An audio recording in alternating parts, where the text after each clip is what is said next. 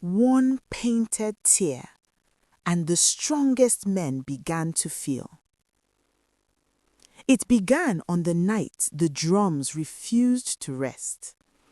The moon hung swollen and amber over the village of Ilaro, casting a restless glow across the red earth. Fires crackled in the central clearing, and shadows of warriors leapt and twisted against the mud walls like spirits trying to escape their bodies. The men of Ilaro were feared beyond the river plains. Their shields were scarred with victories. Their spears carried stories of conquest. Mothers frightened stubborn children with whispers of what would happen if the warriors of Ilaro ever turned their gaze upon them. They did not cry. They did not tremble. They did not forgive. It was said that when a boy of Ilaro shed his last childhood tear, the elders burned the cloth that wiped it away, so no softness would follow him into manhood. And yet, on that night, a girl sat at the edge of the firelight, grinding indigo and charcoal into a smooth, glistening paste. Her name was Amara. She was not like the other girls who pounded yam or braided hair beneath the baobab tree. She painted. She painted stories on walls. She painted spirits in the dust. She painted dreams no one else dared to name. And lately, she had begun to paint pain. Her father had once been the gentlest hunter in the village. He used to carry injured birds home instead of finishing them. He used to sing while carving wood. Then, war came. When he returned from his third battle beyond the dry hills, something in his eyes had turned to stone. He no longer sang. He no longer touched her head in blessing. When her mother died of fever, he did not weep. He did not weep. Amara had stood beside him at the burial fire, searching his face for even one drop of sorrow, but his jaw was set like carved granite. That was the day she began to wonder if tears were not weakness, but medicine. Now, as the warriors gathered to celebrate another victory against a rival clan, Amara arose quietly from her place. The drums were thundering. The air smelled of palm wine and sweat. The warriors danced, stamping the earth in rhythms of dominance. She stepped forward. A few villagers noticed her. Murmurs rippled. "A painter has no place among warriors," someone muttered. But Amara did not stop. In her hand, she carried a thin brush made of antelope hair.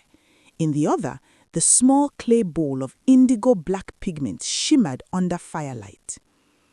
She approached the greatest among them first, Kato, broad as a termite mound, his chest cross-hatched with scars earned in battle. His laughter was sharp as iron. He saw her and smirked. "Have you come to paint our victory on the walls, girl?" "No," Amara replied, her voice steady despite the roaring drums. "I have come to paint something on you." Laughter erupted from the circle. Kato spread his arms wide. "Then paint strength, paint fear in the eyes of our enemies." Amara stepped closer. The firelight danced across his cheekbones. She lifted her brush. For a moment, even the drums seemed to hesitate. Then, gently, she drew a single dark line from the corner of his eye down to his jaw. A tear. The crowd roared with amusement. "A warrior weeps," someone shouted mockingly. But Kato did not laugh. He froze. The smile on his face faltered. Amara stepped back, her heart pounding. Kato blinked. And then something extraordinary happened. His breathing changed. His shoulders lowered, as though an invisible weight had slipped from them. His gaze shifted, not outward in challenge, but inward in memory. The laughter around them softened into uneasy murmurs. "What trick is this?" one elder demanded. Keto's mouth opened, but no boast came. Instead, his voice emerged low and uncertain. "I remember." The entire clearing stilled. "I remember the boy I struck in the tall grass," he said slowly. He dropped his spear. He was afraid. A murmur of discomfort spread. Keto touched his own chest, confusion flickering across his hardened features. "I thought victory would silence his face in my mind, but I still see it." Silence. Amara's breath trembled. The other warriors shifted uneasily. "This is foolishness," backed another warrior, stepping forward. "Wash it off." But before he could move, Keto sank to his knees. And then, to the horror of every elder present, a real tear slipped down, tracing the painted path. Gasps broke the silence like shattered pottery. No warrior of Ilaro had wept in public in 3 generations. The elders began chanting protective prayers, but Amara was not finished. She moved through the stunned crowd and lifted her brush again. One by one, amid confusion and protest, she painted a single tear beneath the eyes of each warrior who did not step away. Some resisted, some laughed nervously, some stood defiantly still. Yet when the painted tears settled upon their skin, something ancient stirred within them. Memories surfaced. The first life taken, the first scream heard too closely, the first night's sleep did not come easily. By the time the moon climbed high above the baobab tree, the most feared men of Ilaro stood quiet. No more stamping, no more boasting, only the crackle of fire and the sound, faint but unmistakable, of men breathing like human beings again. Then Keto rose slowly. He looked at his spear, and for the first time since boyhood, it felt heavy in his hands. "I do not wish to fight again," he said. The words fell like thunder. The other warriors exchanged glances. "I too," whispered another. "My spirit is tired. I am tired." The elders stared in disbelief as the pillars of their village lowered their weapons and stepped back from the fire. Amara felt both triumph and fear coil in her chest. She had restored something sacred, but she had also broken something powerful. In the distance, beyond the protective hills of Ilaro, enemies were always watching, and a village without warriors was like a door without a lock. As the fires burned low, her father emerged from the shadows. His face was unreadable. Without a word, he knelt before her. "Paint mine," he said. Her fingers trembled as she lifted the brush. When she drew the tear upon his weathered cheek, she felt the weight of years trembling beneath her touch. For a long moment, nothing happened. Then his body shuddered, and he pulled her into his arms, the first embrace since her mother's burial. His tears soaked her shoulder. Around them, the warriors of Ilaro laid their spears upon the ground. The drums did not resume that night, and somewhere beyond the hills, unseen eyes marked the sudden silence of a once mighty village. By dawn, Ilaro would awaken to a different world, a world where strength had begun to soften, a world where painted tears had become real. And though compassion had returned to hardened hearts, so had vulnerability. The wind carried whispers across the plains. Change had come to Ilaro, and change never travels alone. By morning, the village of Ilaro no longer sounded like itself. There were no sharp commands echoing across the clearing, no clash of spear against shield at dawn, no roaring chants rising with the sun. Instead, there was hesitation. The warriors did not gather at the training grounds. They did not test their blades against carved wooden dummies. They did not boast of old victories. They did not recount scars like sacred scripture. They sat, some beneath the baobab tree, some outside their huts, some staring at their hands as though seeing them for the first time. And in their silence, something fragile trembled through the village. Amara awoke to murmurs beyond her doorway. She stepped outside and found women whispering, elders frowning, children staring at the men who now looked uncertain in the morning light. Cato stood near the well, holding a bucket for an elderly widow whose son had died in battle years ago. He avoided her eyes. "I remember him," he had told the fire the night before. Now he could not look at her without guilt bending his spine. Amara's father sat sharpening his spear, but slowly, thoughtfully, as if unsure whether it deserved the care. The elders gathered in the shade. "This cannot continue," one of them said, his voice dry as old bark. "A warrior who hesitates is already defeated." "They have been poisoned," another muttered. "Her paint carries spirits." Amara heard them. She did not interrupt. She had not used charms. She had not invoked forbidden gods. She had only painted what was already buried inside them. But buried things, when unearthed, do not always bring peace. By midday, news arrived like a vulture shadow crossing the sun. A hunter returned breathless from the eastern ridge. "Smoke!" he gasped. "From the plains beyond the thorn forest." The name fell like ash. The neighboring clan of Obanjo. They had long envied Ilaro's fertile soil and river access.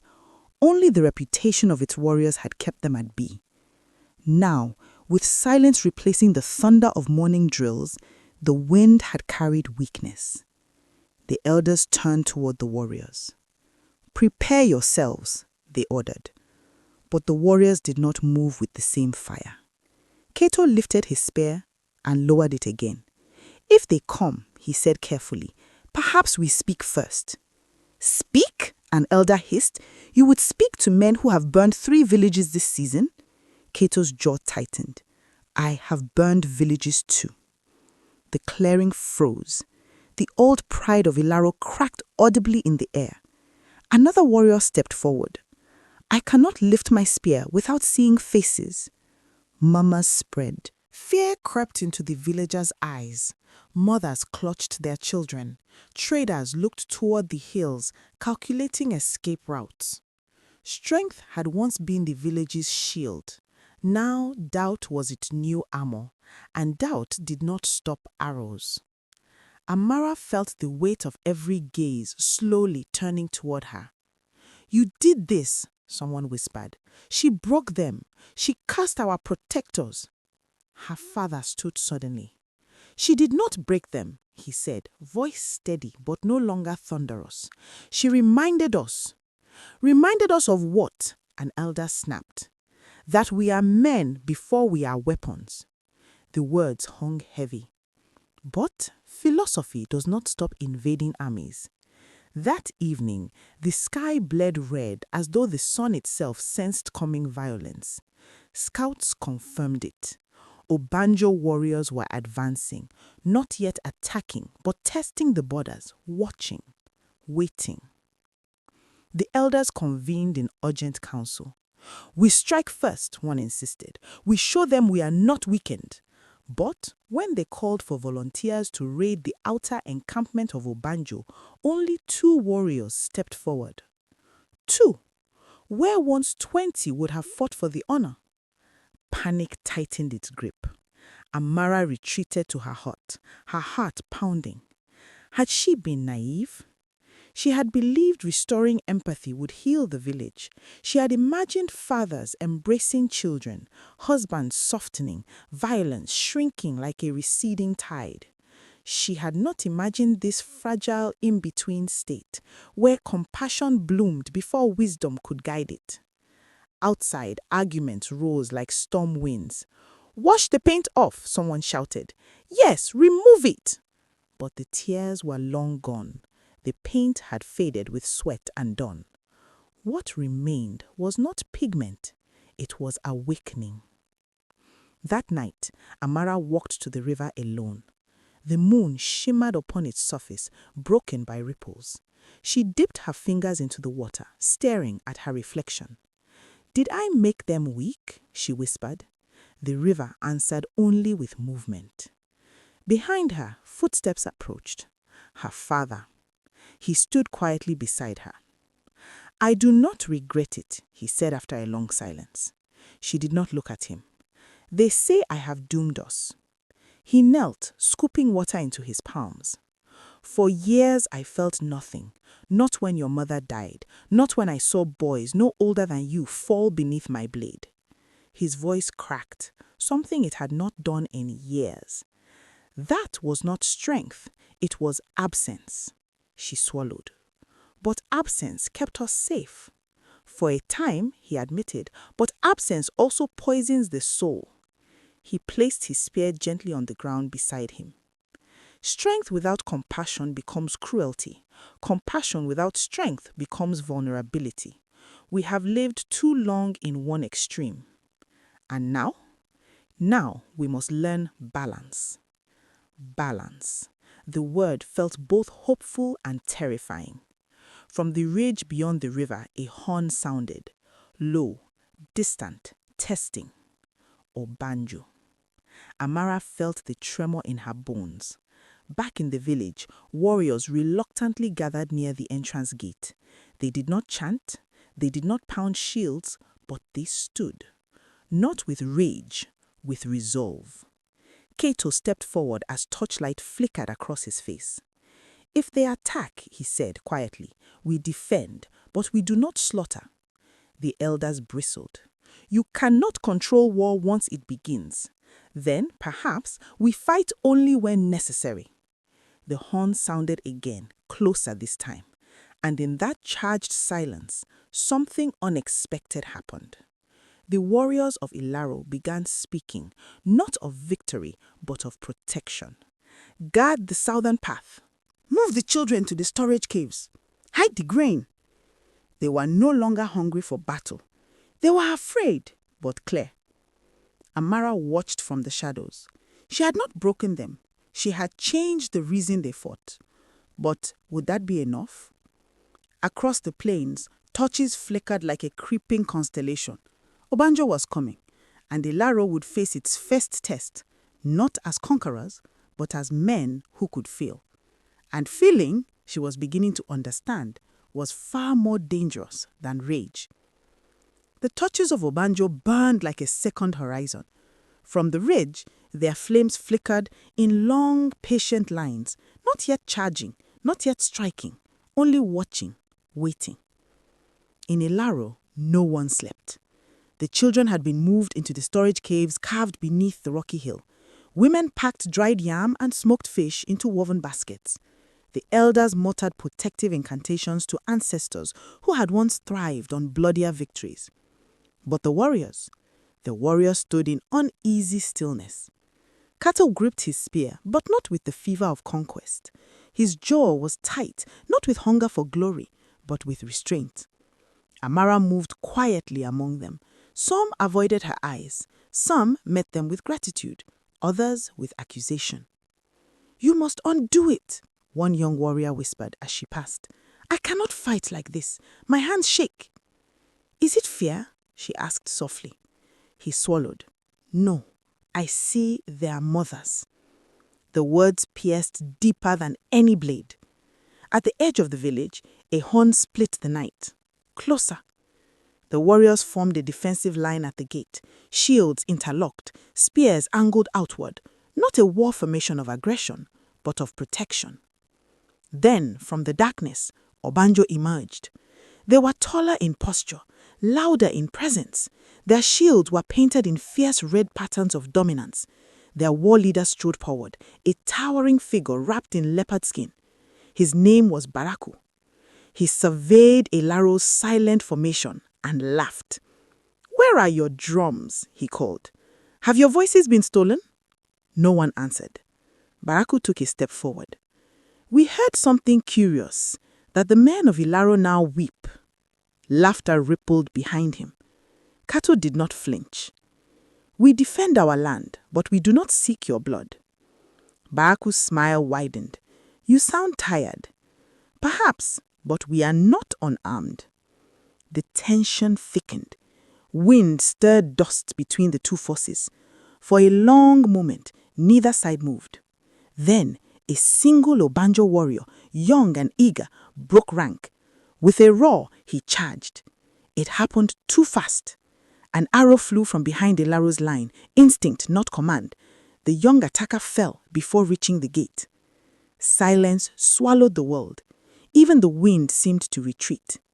Baraku stared at the fallen body. Then his face hardened.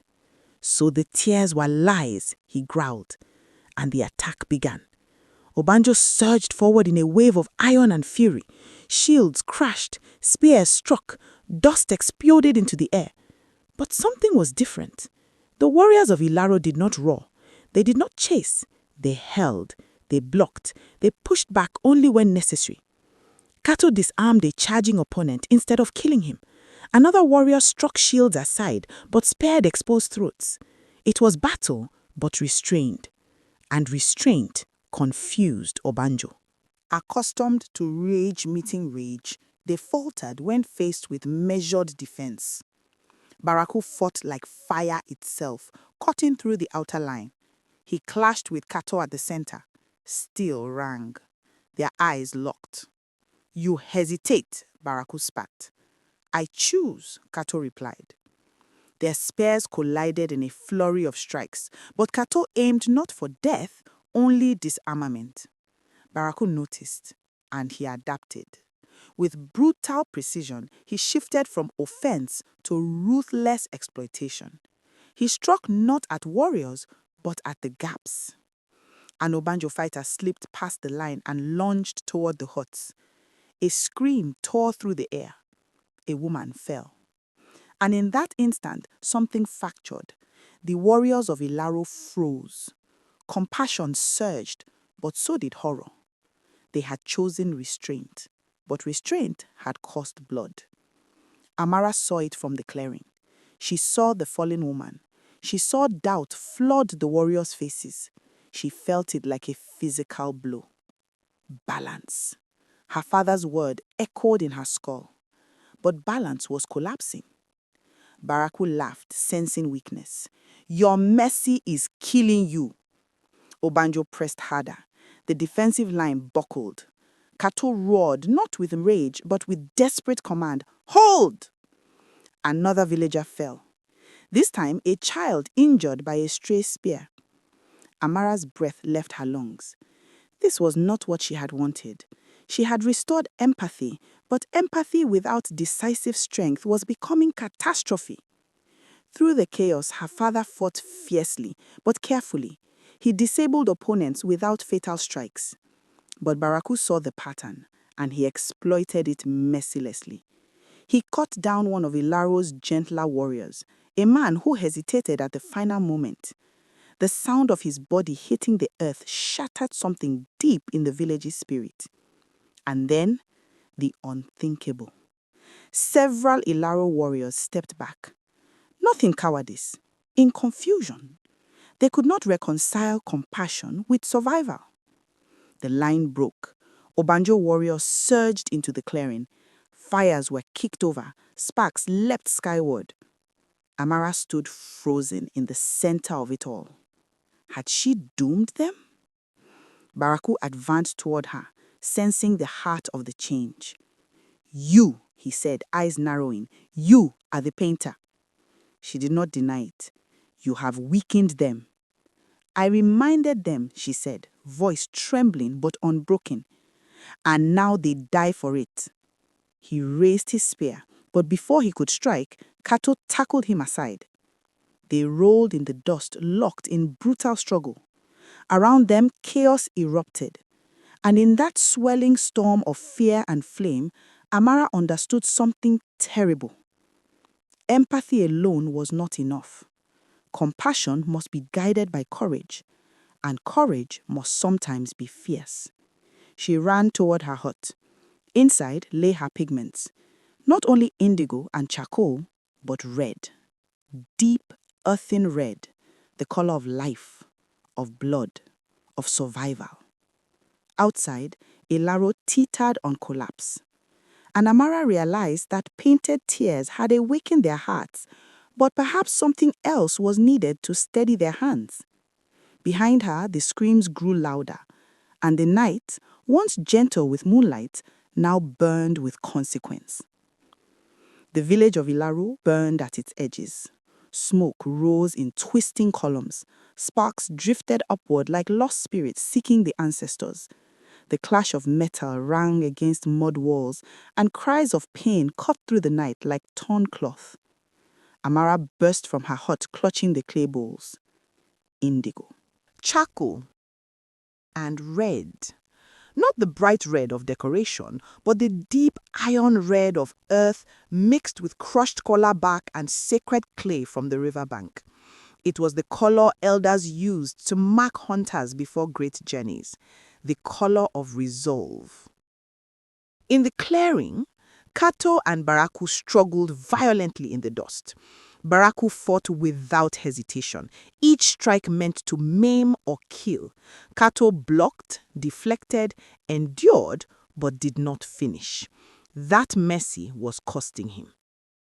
Nearby, 2 Ilaro warriors shielded wounded villagers, refusing to abandon them. Another stood frozen over a fallen enemy, unable to deliver the final blow. Compassion had opened their hearts, but without direction, it was tearing their defense apart. Amara ran toward the front line. Her father saw her first. "Amara, go back!" But she did not stop. She dipped her fingers into the red pigment and stepped directly into the chaos. A charging Obando warrior lunged toward her, but Kato intercepted him, knocking the attacker aside. "Are you mad?" he shouted. "Stand still," she commanded. Something in her voice cut through the frenzy. Kato froze for a heartbeat. That was all she needed. With swift, deliberate motion, she drew a red line across her forehead, from temple to temple, intersecting the faded path where the tear had once been painted. The red glowed in the firelight. For a split second, nothing happened. Then Kato inhaled sharply. His posture changed, not stiffening into cruelty, but straightening into clarity. His eyes no longer swam with guilt alone, they steadied. "I fight," he said slowly, breath firm, "to protect." The words anchored him. He turned and met Baraku's next strike, not with hesitation, not with reckless fury, but with precise, controlled strength. He disarmed the war leader with a calculated twist, sending Baraku's spear into the dust. But he did not kill him. Instead, he planted his own spear at Baraku's throat. "Yield." Baraku snarled, expecting death. It did not come. Around them, other Ilaro warriors watched. Amara moved swiftly through the fray. One by one, she marked the warriors of her village with the red line across their brows, intersecting where tears had once fallen. The effect rippled like wind across tall grass. Confusion lifted, their hands steadied. They no longer recoiled from violence, but neither did they surrender to bloodlust. They fought with purpose. Defensive walls reformed. Villagers were ushered safely back. Obanjo warriors, thrown off balance by this sudden shift, faltered. The battle transformed. No longer chaos, not slaughter, but controlled resistance.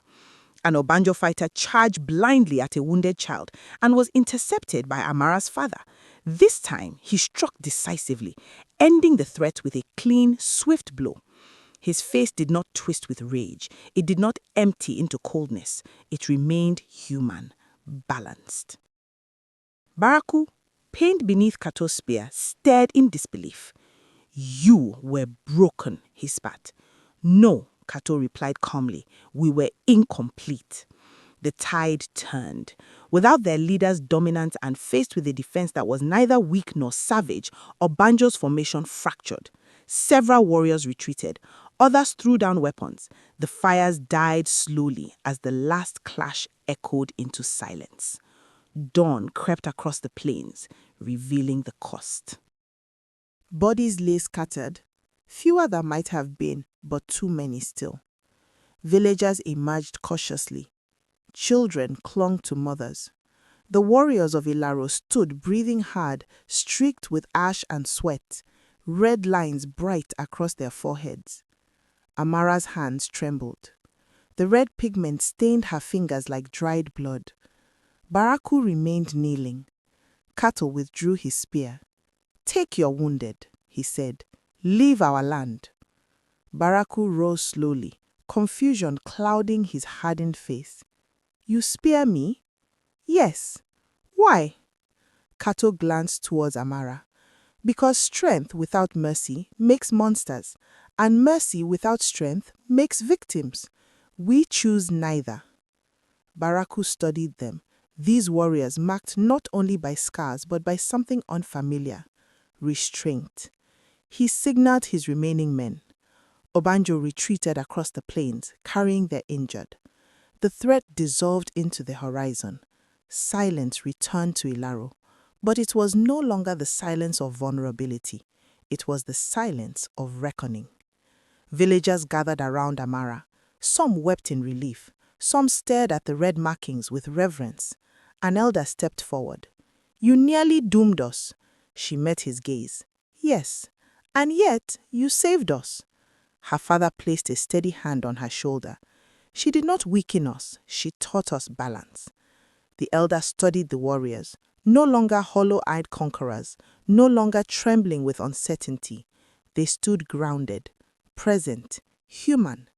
But Amara's heart was not at ease, because she knew what the red pigment represented: resolve, protection, necessary force. But even balance carries danger. If the red overtook the tear, they would slide back into brutality. If the tear erased the red, they would fall again into fragility. She stepped into the center of the clearing. "Listen," she called softly. The village quieted. "The tear showed you your humanity. The red reminds you of your duty.